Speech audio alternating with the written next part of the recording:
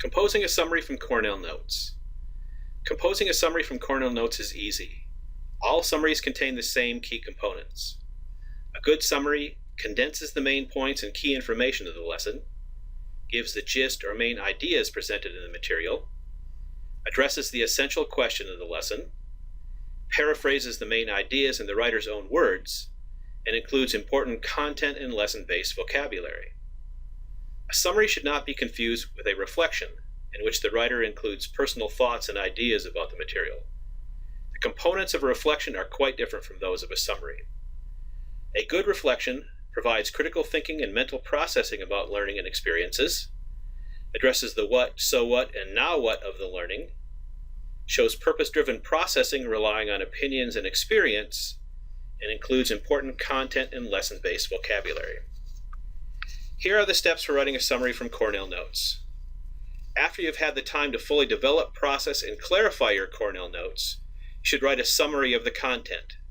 Remember though, writing the summary requires a bit more thought than just filling in the last few lines at the end of the notepaper. You should first reread the essential question at the top of the notes page to revisit the purpose of the reading. You should then respond to the essential question in one sentence. This is the introduction to the summary. Be sure to use your own words in writing your summary. Prior to writing the next line of the summary, you should review the first chunk on the right side of your Cornell Notes. You should then reread the corresponding question or questions on the left side of that chunk of notes. When you are confident you understand the chunk of notes and understand the answer to the question or questions, you should write a one-sentence response, using content-based vocabulary and information from the notes on the right side of the page. Be sure to avoid simply rewriting the whole right side of your notes. The goal is to paraphrase your notes into one sentence. You should then repeat this process for each chunk of your notes until all of the responses to your questions are incorporated into the summary and you've accounted for all the main ideas in your notes.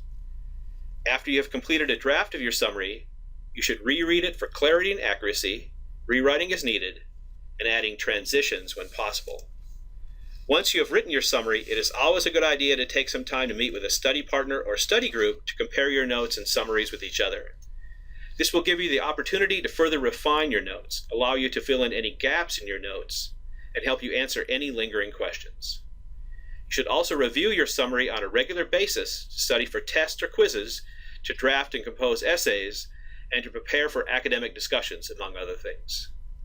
Remember, notes should be considered works in progress, and you should continue to refine them each time you use them. Revising your notes often will help you better understand the material and will help you better retain the information in the long term. For more information on the complete Cornell note-taking process and how it improves long-term retention of ideas and materials, please see the module entitled Steps in the Note-Taking Process.